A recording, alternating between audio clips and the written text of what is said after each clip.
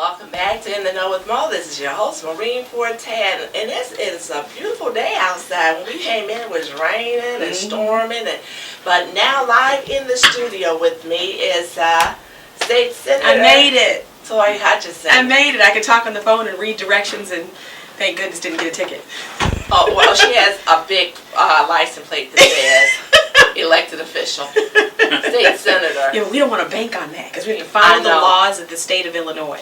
I took an oath. Yeah, well, I follow the laws too. I had that municipal sticker on my car, and I made a U-turn. I made a U-turn in front of the police. Don't worry, Jesse White and me, we're like this. You just like that? Yeah. Please tell them look out for me. I definitely do that. Okay. I also know the commander of state police too in the northern district. So. Oh, you connected. Yeah. You connected. They do a lot of things up there where he lives. But I just want to welcome you and thank you for taking time out of your busy schedule to come in here.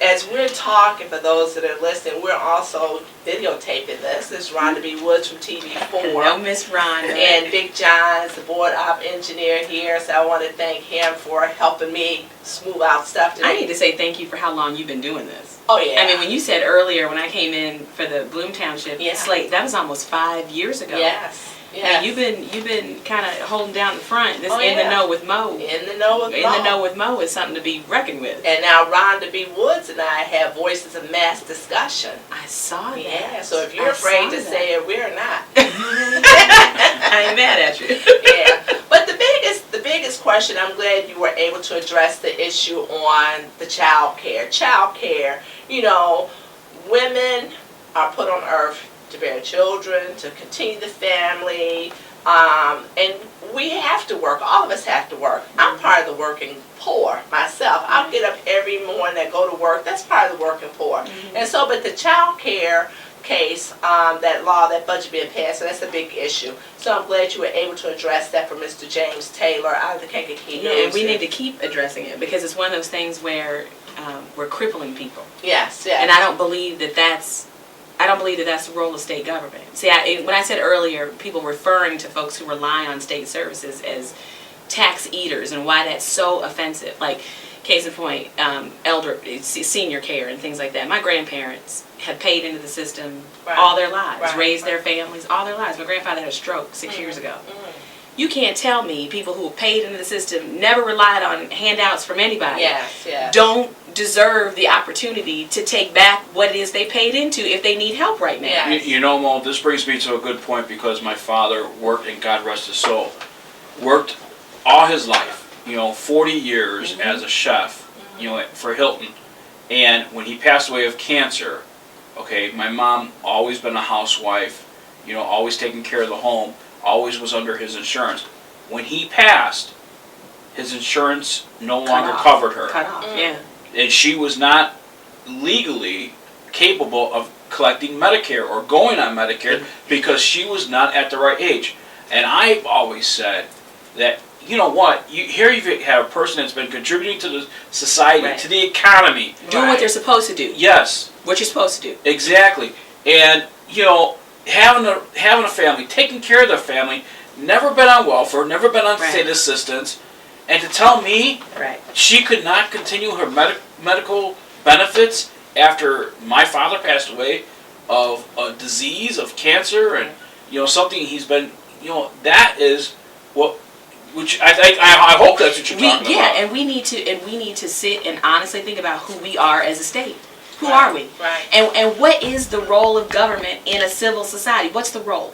I mean, are we really only supposed to take care of people? I mean, if you can take care of yourself, God love you, that's great. I hope you never have to call and get one of those services. I hope you never fall on hard times.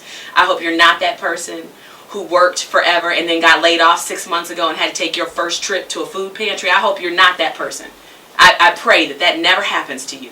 Well, you know what? But for people it does. I would like to see the elected officials that are so high and mighty. I know some personally. I would like to see the elected officials take a day and go through the food pantry. Stand in the line. Not, this is state state representative, this is Senator so-and-so, let them go ahead. No, I want you to stand in the line. Yeah. I like for these elected officials to come and sit in my classroom. Mm-hmm. Come and sit in my classroom without having an aide in there to help you with the child that's autistic, or the child that's special ed, or we call them an LRE, or the child that needs bilingual services. Right. Come and spend a Just the day. child that didn't have breakfast that morning and didn't have breakfast yesterday morning and isn't ready to start when the bell rang because there are so many, and you got to teach class them and sit with a class of students where you're trying to teach the academics, but the child just witnessed a murder. Right. You know, so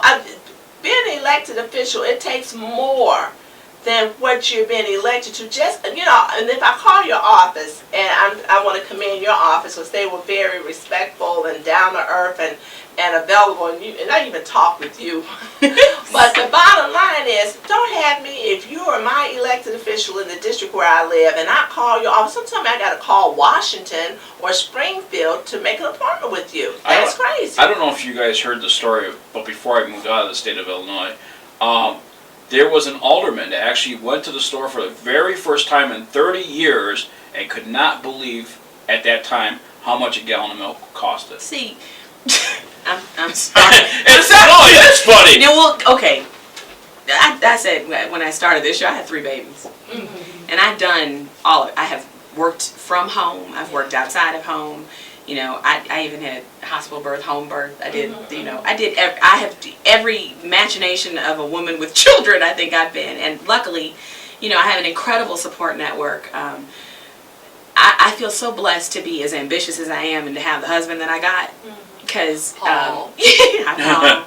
because it's I've been able to follow dreams to help people along the way. Yes. Now, I know what it feels like to go to be at that checkout line and know that it's not payday yet, and know that if I go 36 cents over, the check is going to bounce. Right. Or to be, honey, we have $100 for groceries, and you know we have 3 children as a family of 5. We got $100 for groceries. So don't spend more than $100 until, you know, the 15th rolls around. I know what that feels like. And I also know eyeballing it, and I get to $99.37, like, without a calculator. Right, I can eyeball a grocery cart a mile away. I'm like, that looks like that's 102. That ain't 99. But 15 cents over. Right. Where's got to go back. Right. Yeah. And what not to buy, because that's a luxury. That's not something we need at that point. Don't go down the snack aisle, because that's a luxury on this trip. All of those experiences, for me, have to color when I see certain pieces of legislation that I know are going to be difficult on families. This is a scary time right now. Yes, this is a very scary time, and it's scary in a different way because there's so much unknown. Now, for a lot of minority communities, nobody has to come tell us how to live. We ain't got no money. We know. Our communities know what that is. Like, we need to be giving seminars. Right. It's like, you know, somebody said, African Americans love beans. Right. African Americans and the Latinos, they both love beans. Well, earlier you brought up a good point about how here's a senator, here's a politician that speaks the truth. Let me ask you this, though. Being the person and being the quality of person that you are, don't you feel that you're a minority down in Springfield and not the majority? That's probably a yes. But I'm not going to, I have met a lot of people since I've been down there who really, got into this for what I would consider the right reasons. Mm-hmm. And I am not one to sit in judgment right now because I know everything that comes at me. Right. But I will say, when I mentioned earlier that I had that wonderful conversation with Mary D, and she used to talk about people would come up to her talking about the media this and the media that, and it's the media's fault, and the media did this and all of that. And she said she had to stake her place as an individual. Right. So she was Mary D come and talk to you. Right. I have to stake my place as an individual. I got to be Toi first. Right. I got to be PJ Cameron and Ryan's mom. Right. Yeah. I who happens to be the state senator in the 40th district. Right. I have to own that spot of individuality right now because there's not a lot of trust in government at all. So when I stand up and talk about what the role of government is or what I see my job is, it is, every time someone comes to me and says this is a part-time job and I'm like working 8.5 days a week, if I could figure out a way to legislate an extra 4 hours every day, that'd be great. But I don't have that luxury. I have to make sure that I trust my heart and I follow my gut and I vote my conscience on behalf of the people that I represent. I travel a lot, and I tell people I work in Chicago. I'm Chicago radio and all that.